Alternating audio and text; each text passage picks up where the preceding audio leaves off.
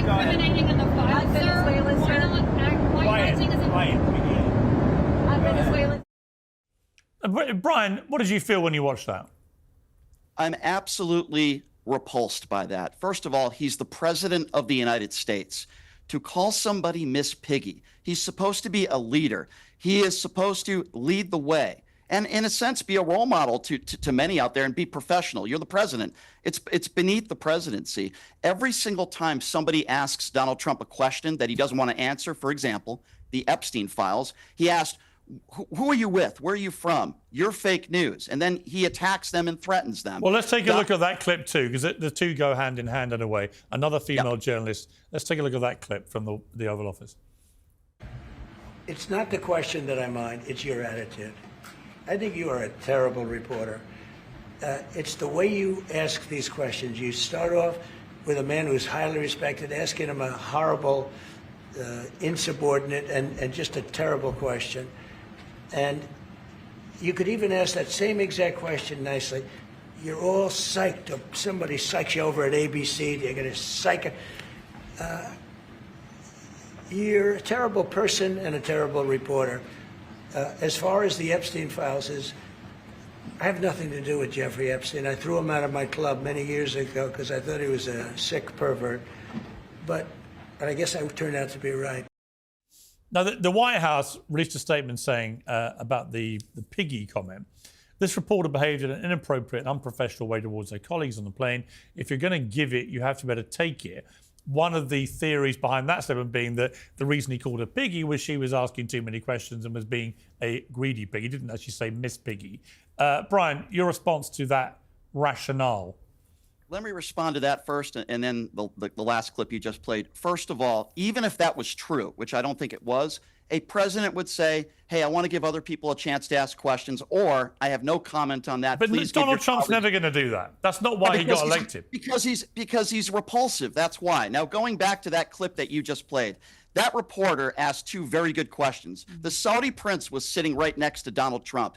Our own FBI concluded in an investigation that he was responsible for the murder of an innocent journalist. That's a good question. The second good question she asked, respectfully, by the way, why won't you just release the Epstein files today? Why do you need all these Republicans' approval on it? She asked it respectfully, and even if she was disrespectful, if you don't want to answer the question, then just say, next question. Can you imagine if, I'm going to tell you something, if Joe Biden or Barack Obama called reporters Miss Piggy, or if Barack Obama or Joe Biden, or quite frankly, any Democrat answered a question in that fashion, I'd be calling them out as well. But MAGA Republicans, so many of them don't seem to have any problem with that. It's beneath the presidency. Okay. He proves it every single day. Let me ask Andrew what your thought is of the piggy comment in particular.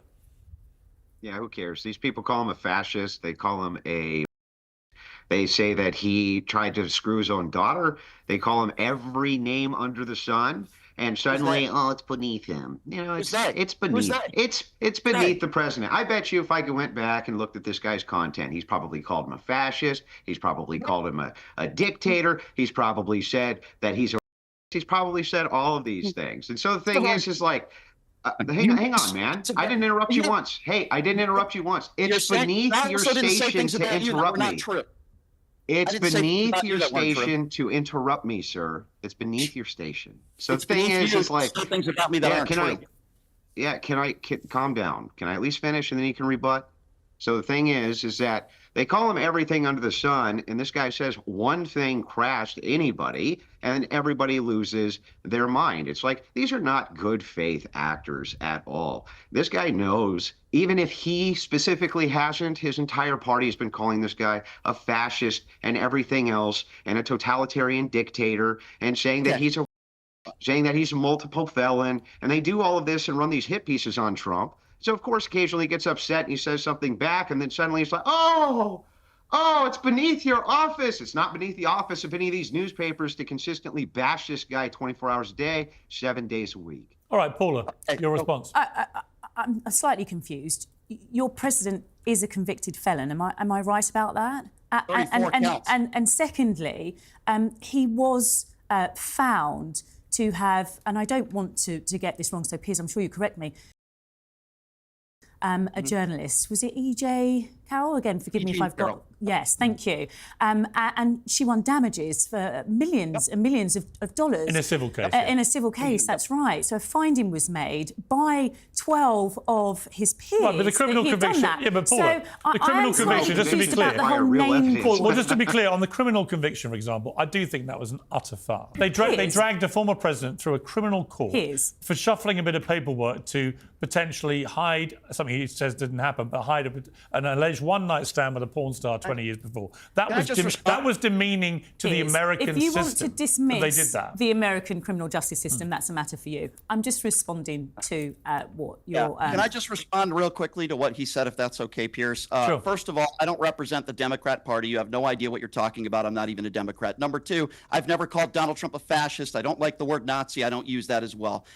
Number three, Donald Trump called Kamala Harris a fascist multiple times on the campaign trail. I didn't hear you complaining about that. Number four, I don't know which people you're referring to, but the buck stops with the guy who's the president of the United States. Now, I'm not saying this is World War III when he calls somebody Miss Piggy. What I am saying is it's beneath the presidency. And you make all these excuses and you curl up into your MAGA pretzel like you MAGA supporters always do. Why can't you just say, hey, guess what? He probably shouldn't have responded that way. It's wrong. This isn't the first time either. Let me answer your question. Yeah, Sure. I'll answer your question because I think it's good. I think it's good that this guy rips these reporters to shreds. I think it's good that he pushes back a little bit in culture. And the reason that he was elected was, hang on. Do you want me to answer the question or not? The reason that he pushes back is because that's what we have him there to do. He's designed to push back against the culture, against the lying mainstream media, who has been lying nonstop since COVID-19. And the thing is we know that now, don't we? Because we know for sure that there was all sorts of political pressure put on by the Biden campaign to remove stories that they didn't like about C-19 and things like this.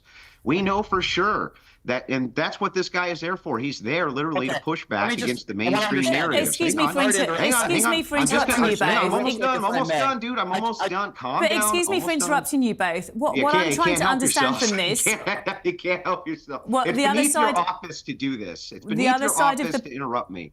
Forgive me for interrupting you both, but what I'm trying to understand, and I think has been raised, is you can push back. No one's saying that you can't push back, but push back with an answer.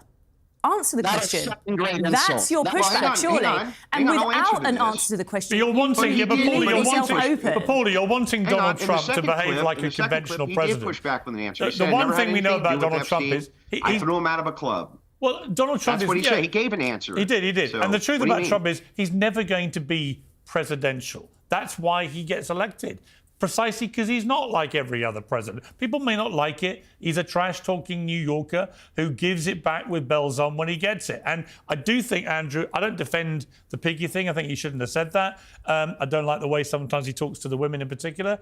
However, it is entirely true that Trump has been subjected to the most vicious, sustained abuse of any president in history by the mainstream media. You have, with impunity, called him a Nazi and a fascist and so on. And I'm sorry, that's a little bit worse than calling somebody piggy for asking too many questions.